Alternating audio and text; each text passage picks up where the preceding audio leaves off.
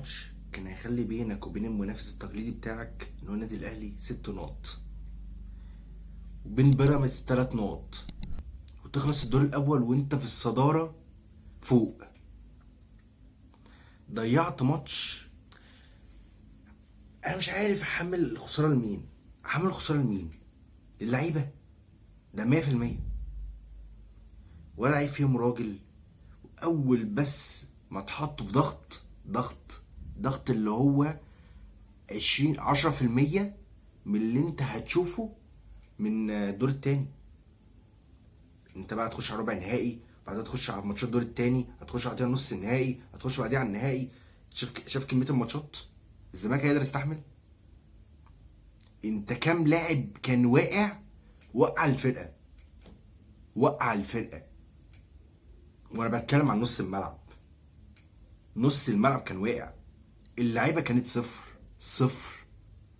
ما شفتش حد فيهم، ما حدش فيهم كان بيلعب. انبي لعب عليك ماتش خيالي. يعني الحقيقه عايز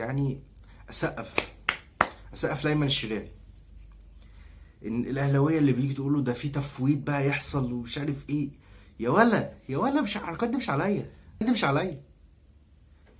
ايمن الشريعي انت عارف هو بيعمل ايه كده، كلنا عارفين هو بيعمل ايه كده. بيشيل الضغط عن الفرقه.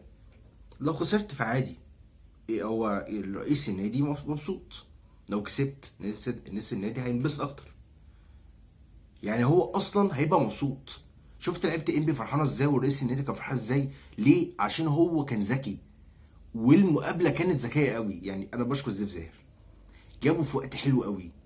جابوا في وقت اللي هو قبل ماتش الزمالك والاهلي كان عمل. لا ذكي عجبني والله. جابوا قال له هتجيبوا مكافاه لعيبه الانبي لو كسبوا مش عارف ايه. هيقول لك ليه؟ كده انا عايز اخسر. هو عايز يخسر. خسرت يا حبيبي. لقيت ماتش قافلين الملعب، مذاكرين الزمالك. برافو، يعني انا برافو عليك والله.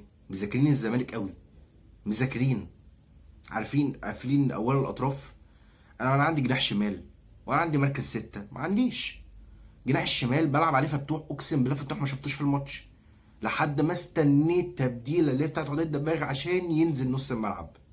وبرضك هو الحقيقه ما عملش حاجه. وفتوح من الناس اللي بتقدرش تكمل 90 دقيقه فلازم يطلع. شفتش منهم حاجه، شفتش من اللعيبه حاجه. جت ضربه جزاء اولى يا عم، هي وهميه مش وهميه، هي ضربه جزاء اتعملت وجت جون. وانت وانبي اساسا كان يستاهل فيك يجيب فيك 3 و4 اصلا. انا ولا بعرف اعمل هجمات يا جماعه. في حاجه اسمها يا جماعه نص ملعبي فين؟ المفروض يا جماعه نص ملعبي ده انا ما الاقي ان الفرقه متكتله فلازم العب على نص الملعب. ان هو ايه؟ هيسحب لاعب، هيسحب 2، هيسحب 3. هتلاقي نفسك ان انت مثلا في الاخر بتلاقي بص للبزيره خلاص عمل، بص المنسي هتعرف تعمل. بس انا معلش يعني لما اقعد انقل الكوره اللي فوق لبزيره، ما هو يا جماعه هو بزيره عليه كام لاعب؟ 3 ولا 2 ولا 3. ممسوك. هيعمل ايه هو؟ ناصر منسي بتديله الكوره في رجله، هو هيعمل ايه؟ انت عايز اي لاعب تديله الكوره يطلع يجري تك تك تك ويجيب لك جون؟ وفي حاجه يا جماعه دلوقتي كمان في الماتشات لازم في توس. ايه توس دي؟ توس لاخوان بزيره. هيطلع انفراد بس هيضيعه، او هيجيبه بس هيضيعه. 90% هيضيعه و10% هيجيبه. ده اخوان بزيره. في توس كده هيطلع انفراد، هيجيبه يا هيضيعه. وانا كنت عشمان ان هو يضرب في ضربه جزاء مثلا او كده، طالما هو بقى ايه وعمال يخش بجسمه كتير. كنت عشمان مثلا يخش جوه ال 18 يجيب مثلا ضربه جزاء ولا حاجه، وجبنا ضربه جزاء. في الاخر الاقي حسام عبد المجيد يحطها اوحش ضربه جزاء شفتها في حياتي. واحده في العارضه في النص، كوره ملهاش 30 لازمه. ضربه الجزاء دي ملهاش 30 لازمه. وفي كمان سؤال، عارف كده لما تلاقي المركب ماشيه فانت بتتكلمش، وبتكلم على عبد الله السعيد. هو اللي جاب ضربه الجزاء، طب ما هو يشوطها. ما هو اللي جوه اصلا كان مسدد الاساسي. هو اصلا مسدد الاساسي، وحسام كان بيشوطها بقاله كام ماتش. من اول مثلا على نقول ماتش بتاع الاهلي لما عبد الله السعيد ضيعها، حسام عبد المجيد هو اللي راح وجابها. بعدها حسام عبد المجيد هو بقى اللي شال ضربه الجزاء كلها. فاهم؟ في يعني ما حطهاش على الارض ضمنها، ولا حطها يا عم ضيعها، يا عم خلص حاسس قصادها، ما تحطهاش في العارضه. اللي متضايق منه العارضه، مش متضايق منه عارف ان الكره دي هتضيع اصلا. ليه؟ هي جت الكوره في اخر دقيقه، حسام عبد المجيد دايما عنده بياخد الريسك دايما ان انا احطها في فوق، بيصعبها على الحارس. فانت بتصعبها على الحارس، لا انت في كورات، ما انت ضمنت كوره. فكان في كوره ضربه جزاء يا جماعه، انا مش فاكر صح الماتش، لما حطها في الارض كده ما كانت حلوه. ما هو انت بص، انا بقول لك زي ما بتقول كده، المكنه ماشيه فانا همشي معاها. حسام عبد المجيد دايما بيشوط ويجيبها جون، فخلاص همشي معاه. عبد الله السعيد دايما هو اللي كان بيشوطها، هو اللي كانش عمره كان بيضيع. ده ماتش الاهلي واتعادت، يعني يوم لما ضيع اتعادت. نص ملعب فاضي ما فيهوش اي حاجه، المفروض ان هو يدير نص الملعب، المفروض ان هو يدير الماتش، ما دلوليش اي حاجه. ده بقى الشوط الاول، بعد الشوط الاول كده لقيت رتم بطيء، واللعيبه مش عارفه تبصي ولا عارفه تستلم ولا عارفه تبصي حتى سريع. يعني حتى بقى يعني يعملوا هجمه، يعملوا 1 2 اي حاجه، مفيش.